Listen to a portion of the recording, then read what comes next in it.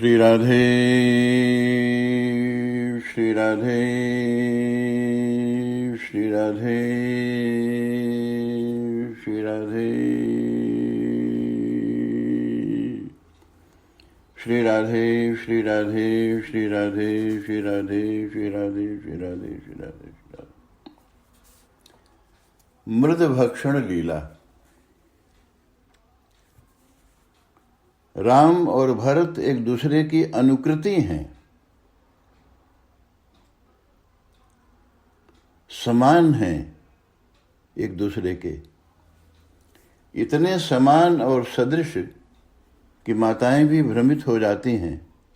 बाबा तुलसी कहते हैं, भरत राम ही की अनुहारी, सहसा लख न सके नर नारी। यद्यपि प्रकृति ने एक जैसा दो कभी नहीं बनाया, परंतु राम और भरत अप्राकृत हैं ना, इसलिए एक दूसरे की यथावत अनुकृति हैं। भरत ठीक वैसे जैसे राम, या फिर राम ठीक भरत जैसे। अंतर करना कठिन है। हाँ, एक पहचान है दोनों को अलग करने की, आंखें। राम की आंखें पूर्ण विकसित नील कमल सी और अर्ध मुकुलित नील कमल सी आंखें हैं भरत की। इसी से पहचान हो पाती है राम और भरत की। इस सादृश्य का लाभ राम को ही मिलता रहा। एक बार ऐसा हुआ कि नन्हे से राम, बालक राम, एकांत में कहीं छिपे हुए माटी खा रहे थे। माटी खाना विवशता है भगवान की। भगवान राम प्रथम तो पृथ्वी के ही अतिथि हैं और पृथ्वी की प्रार्थना और पुकार पर ही तो आए हैं, और बेचारी पृथ्वी के पास नैवेद्य के रूप में भगवान राम को अर्पण करने के लिए माटी के सिवा और है भी क्या। राम मना भी कैसे कर सकते थे, तो माटी खा रहे थे। कदाचित यही कारण है कि प्रायः सभी बच्चे चोरी छुपे माटी खाते। तो माटी खाते राम पकड़े गए। सखाओं ने देख लिया, शिकायत की सभी ने जाकर मैया कौशल्या को।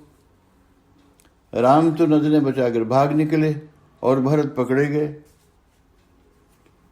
माटी खाई तूने? पूछा कौशल्या ने। कौशल्या तो राम समझकर पूछ रही थी, परंतु भरत ने नहीं कहा कि मैं राम नहीं हूं, भरत हूं। भरत ने सोचा, भैया कोई सच्चाई पता चल जाएगी तो मेरे राम को ताड़ना मिलेगी, तो चुप रहे भरत। माटी खाई तूने? हाँ मैया, मैं माटी खाई। तो कौशल्या ने कान पकड़ लिए भरत के, थप्पड़ें लगा दी। दूर छुपे हुए राम सारा दृश्य देख रहे थे, नहीं रहा गया, दौड़ पड़े। क्या करती है मैया, ये तो भरत है। माटी तो मैंने खाई थी। भरत को हृदय से लगा लिया राम ने। भरत, भरत मेरे भाई, तू ऐसा क्यों करता है रे? और जब अपनी भूल का पता चला मैया कौशल्या को, मैया ने दौड़कर भरत को अपने आंचल में समेट लिया। भरत, भरत, भरत। इसी बीच कैकेयी, सुमित्रा आदि माताएं भी आ गईं। सभी ने देखा भरत को,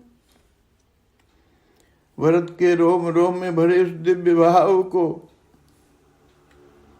और सभी के आंचल वात्सल्य रस में भीग रहे थे।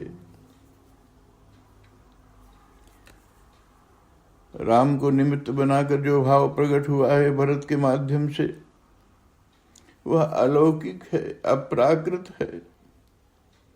इस भाव में स्वसुख की कोई चाह नहीं, अपने जीवन का सर्वस्व प्रियतम को समर्पित करने का संकल्प है केवल।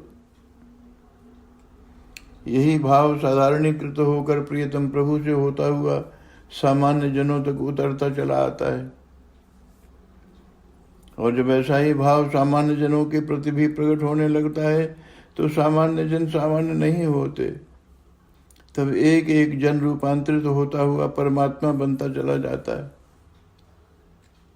तब ताल तलैये नहीं होते, सर सरोवर सरिताएं नहीं होती, तब होता है केवल सागर, महासागर, अखंड, अद्वय, असीम, अगाध, अनंत। यहाँ द्वैत भी है, अद्वैत भी है, द्वैत में अद्वैत है, अद्वैत में द्वैत है, दोनों परस्पर संश्लिष्ट हैं, या इन दोनों से परे एक अनिर्वचनीय अनुभूति है।